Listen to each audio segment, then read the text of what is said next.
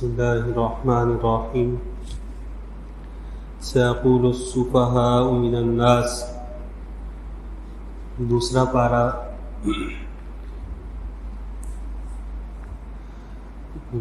کل پہلے پارے کا خلاصہ عرض کیا تھا۔ دوسرے پارے کی ابتدا میں تحویل قبلہ کا حکم ہے۔ پیغمبر صلی اللہ علیہ وسلم جب ہجرت فرما کر مدینہ طیبہ تشریف لائے تو ابتدا میں تقریباً 16 بعض حضرات نے 17 مہینے کا عرصہ لکھا کہ پیغمبر صلی اللہ علیہ وسلم بیت المقدس کی طرف منہ کر کے نماز پڑھتے رہے، لیکن دلی خواہش یہ تھی کہ بیت اللہ کو قبلہ بنایا جائے۔ قرآن نے ان الفاظ کا ذکر کیا، قد نرا تقلب وجہک فی السماء، کہ آپ کا چہرہ آسمان کی طرف اٹھتا ہے، ہم دیکھتے ہیں کہ آپ کی خواہش ہے کہ بیت اللہ کو قبلہ بنایا جائے، کیونکہ خانہ کعبہ تو ابراہیم علیہ السلام کے زمانے سے قبلہ تھا۔ تو جو حضرات حج یا عمرے کے لیے گئے ہیں یا سعودی میں وقت گزارا ہے، وہاں انہوں نے مسجد قبلتین دیکھی ہوگی کہ اس طرف بھی قبلہ ہے، ایک جانماز کی شکل بنی ہوئی ہے، اور اس طرف بھی محراب کی ایک شکل اوپر والے حصے میں بنی ہوئی ہے۔ تو وہ ایک یاد ہے تحویل قبلہ کی۔ پیغمبر صلی اللہ علیہ وسلم ظہر کی نماز میں تھے، قبلہ کے تحویل کا حکم نازل ہوا اور بیت اللہ کو قبلہ بنایا گیا۔ اس میں جو لوگ دیگر ادیان سے تھے انہوں نے تو باتیں کی، یہود پیش گئے کہ یہ کیا ہے کہ کبھی اس کو قبلہ بناتے ہیں، کبھی اس کو قبلہ بناتے ہیں، کیسا دین ہے، کیسا مذہب ہے۔ اس پر فرمایا کہ تمام جہاد اللہ کے لیے ہے۔ اللہ چاہے تو یوں کہہ دے کہ بندہ آسمان کی طرف منہ کر کے نماز پڑھے، اللہ چاہے تو مشرق کی طرف کروا دے، اللہ چاہے تو مغرب کی طرف کروا دے۔ یہ جو منہ کا پھیرنا ہے بیت اللہ کی طرف یا بیت المقدس کی طرف، یہ اصل میں اللہ کی اطاعت اور اللہ کی بات ماننے کا اظہار ہے کہ اللہ نے کہا ہم نے منہ پھیر دیا، ہم اللہ کی مانتے ہیں، چاہے تو جس مشرق کی طرف منہ پھروا دے چاہے مغرب کی طرف۔ پھر اس کے بعد ایک اصول بیان فرمایا کہ اہل ایمان ان میں وہ لوگ جو شہید ہو جاتے ہیں، اللہ کے ہاں شہداء وہ زندہ ہے، ان کی ایک حیات ہے، اللہ تعالیٰ کی طرف سے ان کو روزی دی جاتی ہے۔ آگے سورہ آل عمران میں وہ مضمون آ جائے گا۔ پھر اہل ایمان کے متعلق فرمایا کہ ان کو اللہ تعالیٰ بعض اوقات آزماتے ہیں، کبھی خوف کے ذریعے کہ مستقبل کا خوف ہے، کبھی آزمائش آ جاتی ہے کہ مالی تنگی ہے، بھوک بڑھ گئی، کبھی اموال کم کر دیے جاتے ہیں، کبھی کسی رشتہ دار کا انتقال ہو جاتا ہے، کبھی جو نتائج بندہ چاہتا ہے اس کے کام سے وہ نتائج حاصل نہیں ہوتے، اور یہ ہر بندے کے ساتھ ہوتا ہے۔ اس وقت اس کو کرنا کیا چاہیے کہ اس نے تو اپنی محنت اپنی تدبیر پوری اختیار کر لی، پھر بھی نتیجہ اس کی مرضی کا نہیں آیا تو وہ یہ سمجھ جائے کہ اللہ کی طرف سے مجھے آزمایا جا رہا ہے۔ اس وقت وہ صبر کر لے، اللہ کی طرف سے اس کے لیے بشارت ہے۔ ہمارے ہاں جب کسی کا انتقال ہوتا ہے، آپ نے بار بار پڑھا ہوگا انا للہ و انا الیہ راجعون، ہم پڑھتے ہیں۔ تو ام سلمہ رضی اللہ تعالیٰ عنہ فرماتی ہیں کہ جب ابو سلمہ رضی اللہ تعالیٰ عنہ کا انتقال ہوا تو اس وقت مجھے بہت صدمہ پہنچا، میں اتنے دکھ میں تھی کہ مجھے سمجھ نہیں آ رہی کہ اب میرا کیا بنے گا، اتنا اچھا شوہر میری زندگی سے چلا گیا ہے۔ تو میں پیغمبر صلی اللہ علیہ وسلم کی خدمت میں حاضر ہوئی، میں نے عرض کیا یا رسول اللہ میں بہت غمگین ہوں۔ پیغمبر صلی اللہ علیہ وسلم نے فرمایا کہ یہ پڑھو انا للہ و انا الیہ راجعون، اللہم اجرنی فی مصیبتی واخلف لی خیرا منہا، کہ اللہ جو تکلیف مجھے پہنچی ہے اس پہ مجھے ثواب دے دے، اور جو چیز مجھ سے لی گئی ہے اس کا مجھے بہترین نعمت بدل دے دے۔ تو وہ کہتی ہے میں نے پڑھ تو لیا لیکن دل میں خیال تھا کہ میرے شوہر سے اچھا شوہر دنیا میں کون ہوگا، میرے شوہر تو اتنے اچھے تھے، ان کی یہ خوبیاں تھیں۔ فرماتی ہے میں نے پڑھ لیا، کچھ دنوں کے بعد مجھے پیغمبر صلی اللہ علیہ وسلم کی طرف سے نکاح کا پیغام آ گیا۔ ام سلمہ رضی اللہ تعالیٰ عنہ پیغمبر صلی اللہ علیہ وسلم کے نکاح میں جو ازواج تھیں ان میں فرماتی ہیں پھر مجھے احساس ہوا کہ اللہ کی طرف سے جب بہترین نعمت بدل دیا جاتا ہے جو انسان کی سوچ سے بڑھ کر دیا جاتا ہے۔ پھر اس کے بعد ایک اصول بیان فرمایا جس کو ابواب البر کہا جاتا ہے کہ شیطان کا دنیا میں طریقہ کار یہ ہے کہ وہ لوگوں کو بے حیائی، لوگوں کو فضولیات لایانی امور میں مبتلا کرتا ہے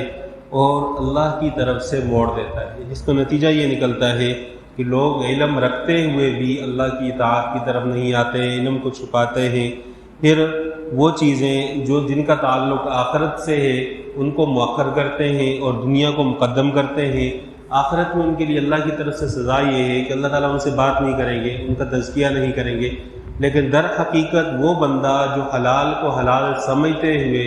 حرام کو حرام سمجھتے ہوئے پھر بھی اس کا ارتکاب کر رہا ہے، وہ اپنے پیٹ میں آگ ڈال رہا ہے اور آخرت میں اس کا حساب سامنے آ جائے گا۔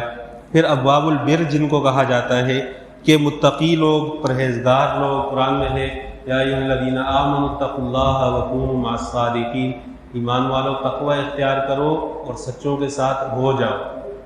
اب یہ سچے کون ہیں اور تقوی والے لوگ کون ہیں؟ قرآن نے خود ان کا تعارف بیان کیا ہے۔ سب سے بہترین تفسیر القرآن یفسر بعضہ بعضا، قرآن خود جس چیز کی تفسیر بیان کرے، فرمایا کہ نیکی اس چیز کا نام نہیں ہے کہ بندہ مشرق کی طرف مڑ کر عبادت کر رہا ہے یا مغرب کی طرف مڑ کر عبادت کر رہا ہے، یہ نہیں۔ نیکی تو یہ ہے کہ اللہ کی اطاعت کس درجے میں ہے، اللہ کا حکم مان رہا ہے یا نہیں۔ وہ کیا ہے؟ من آمن باللہ والیوم الآخر والملائکۃ والکتاب والنبیین، آخرت پر ایمان ہو، اللہ پر ایمان ہو، فرشتوں پر ہو، کتابوں پر ہو، انبیاء پر ہو، یہ نیکی ہے۔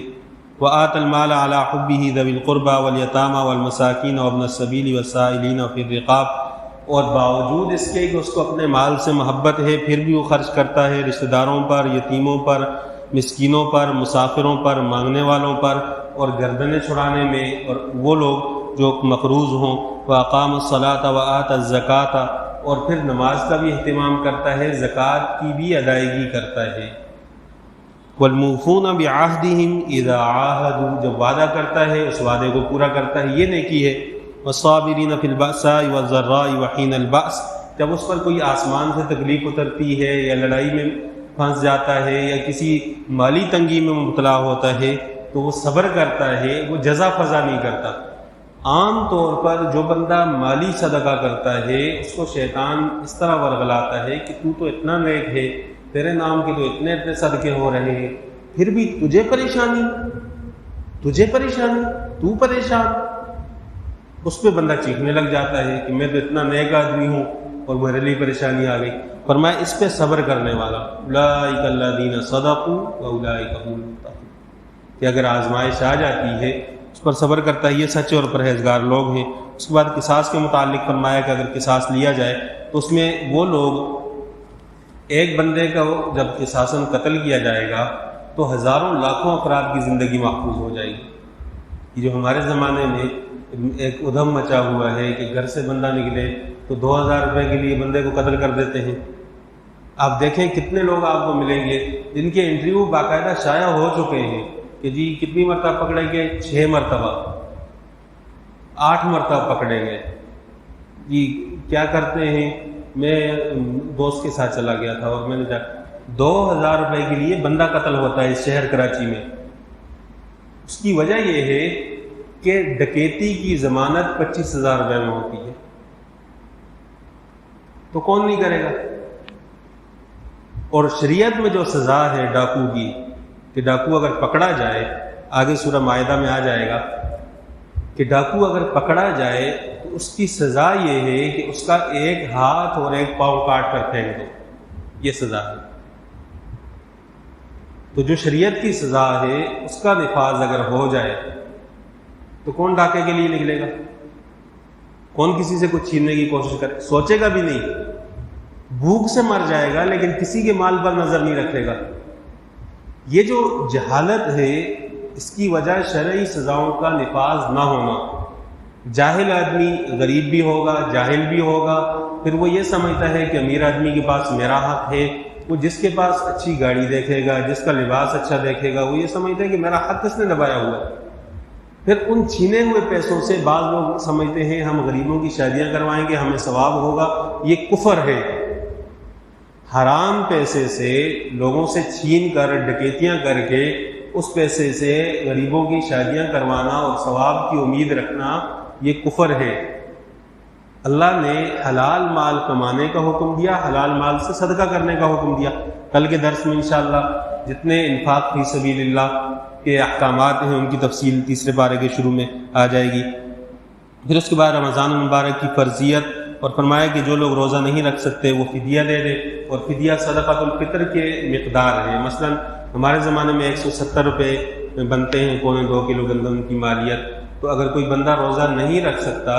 تو وہ 29 یا 30 روزے جتنے بھی بنتے ہیں ان کے مطابق ایک روزے کا فدیہ دے دے۔ اور روزہ نہ رکھنے کی 2 صورتیں ہوتی ہیں، ایک تو یہ ہے کہ کوئی شخص عارضی طور پر بیمار ہے،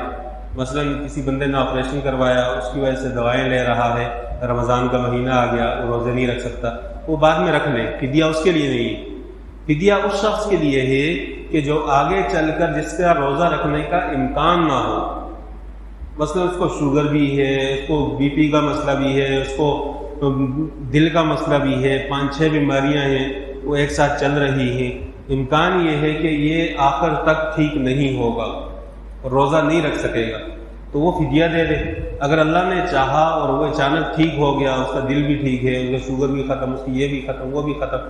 اگر یہ بیماریاں ختم ہو جاتی ہیں تو پھر دوبارہ وہ روزوں کی قضا کرے گا۔ لیکن عام طور پر اس طرح کی بیماریاں ان کا اختتام ختم نہیں ہوتی، اس وجہ سے ان کی طرف سے فدیہ دے دیا جائے گا۔ پھر اس کے بعد رمضان المبارک میں عورتوں کے پاس، اپنی بیویوں کے پاس رات کو جانے کی حلت کا بیان ہے، اور جہاد کی فرضیت کا حکم ہے، اور مسلمانوں کو یہ حکم دیا گیا ہے وَأَنفِقُوا فِي سَبِيلِ اللَّهِ وَلَا تُلْقُوا بِأَيْدِيكُمْ إِلَى التَّهْلُكَةِ، کہ اللہ کے راستے میں جہاد میں مال خرچ کرو، اپنے ہاتھوں سے اپنے آپ کو تباہ مت کرو۔ عبداللہ ابن عباس رضی اللہ تعالیٰ عنہ فرماتے ہیں اس آیت کے تحت کہ مسلمان جہاد میں اپنا مال خرچ کرنا بند کریں گے تو ذلت ان کی مقدر میں لکھ دی جائے گی اور وہ ذلیل ہو جائے گی، ہم اپنی آنکھوں سے دیکھ رہے ہیں۔ اس کے بعد احکامات بیان ہوئے ہیں حج کے، کہ جب کوئی شخص حج کے لیے جائے تو اس وقت وہ اللہ کی طرف متوجہ رہے اور دنیاوی معاملات میں اپنے آپ کو زیادہ مبتلا نہ کرے۔ البتہ اگر کسی سے مال بالکل ختم ہو جائے تو کچھ تجارت کرنا چاہتا ہے، کوئی اپنی چیز بیچنا چاہتا ہے تو اس کی شریعت میں اجازت دی گئی ہے۔ پھر اس کے بعد دوبارہ جہاد کے مضمون کی طرف عود ہے کہ بعض چیزیں اللہ کی طرف سے فرض کی جاتی ہیں، لوگوں کو اچھی نہیں لگتی، لیکن خیر اسی میں ہوتی ہے کہ جو اللہ کی طرف سے لوگوں پر لازم کی گئی ہے۔ پھر شراب اور جوئے کے متعلق فرمایا کہ لوگ آپ سے پوچھتے ہیں، آپ ان سے کہیں کہ اس کا بظاہر فائدہ ہے لیکن گناہ اس کا بہت بڑا ہے، اور وہ فائدہ بھی نقصان کی صورت میں پھر سامنے آ جاتا ہے۔ پھر ناپاکی کی حالت میں عورتوں کے قریب جانے کی ممانعت ہے کہ اپنی بیوی کے پاس ماہانہ اس کو جو بیماری کے ایام ہیں ان میں نہ جائے، اس کا ذکر قرآن کریم میں ہے، اور احادیث میں بچے کی ولادت کے بعد جانے کی بھی ممانعت ہے جس کو نفاس کہا جاتا ہے۔ پھر عورتوں کو طلاق دینے کے بعد ان کی عدت کے احکامات کا ذکر ہے، اور عورت کی طلاق کا ذکر ہے۔ جب کسی عورت کو طلاق دی جاتی ہے تو اس کے بعد اس پر عدت گزارنا لازم ہے، اگر وہ بالغ عورت ہے اور یعنی نابالغ بھی نہیں ہے اور بوڑھی بھی نہیں ہے تو اس کے لیے 3 ماہواریاں یہ عدت ہے جب اس کو طلاق دی جائے، اور اگر چھوٹی بچی ہے یا پھر بہت بوڑھی عورت ہے جو اس عمر سے نکل چکی ہے پھر اس کے لیے 3 مہینے ہیں، 3 مہینے کا وقت وہ گزارے گی۔ اور اگر شوہر کا انتقال ہو جائے تو پہلے زمانے میں ہوتا یہ تھا کہ عورت 1 سال تک اپنے آپ کو بند رکھتی تھی، اس کا بھی ذکر ہے، لیکن وہ منسوخ حکم ہے۔ اصل حکم یہ ہے کہ اگر کسی کے شوہر کا انتقال ہو جائے تو وہ 4 مہینے 10 دن تک عدت میں رہے گی۔ عدت کا مطلب یہ ہے کہ اس دوران وہ بناؤ سنگار نہیں کرے گی، بھڑکیلے قسم کے لباس استعمال نہیں کرے گی، اور سرمے کا استعمال کرنا یا مہندی کا استعمال کرنا، خوشبو کا استعمال کرنا، ان چیزوں سے اپنے آپ کو بچا کر رکھے گی، اور گھر سے بلا ضرورت باہر نہیں نکلے گی۔ ضرورت کا مطلب یہ ہے کہ علاج معالجے کی سہولت گھر میں نہیں ہے، ہاسپٹل جانا لازمی ہے، تو اس صورت میں ہاسپٹل جا کر پھر واپس گھر میں آ کر قیام کرے۔ فقہا نے اس کی تفصیلات بیان کی ہیں۔ پھر اس کے بعد فرمایا کہ اگر طلاق کے بعد ایک شخص نے طلاق دی، دوسری طلاق دی، تو اب اس کے پاس 2 اختیار ہیں، چاہے اس بیوی کو روک دے 2 طلاق کے بعد،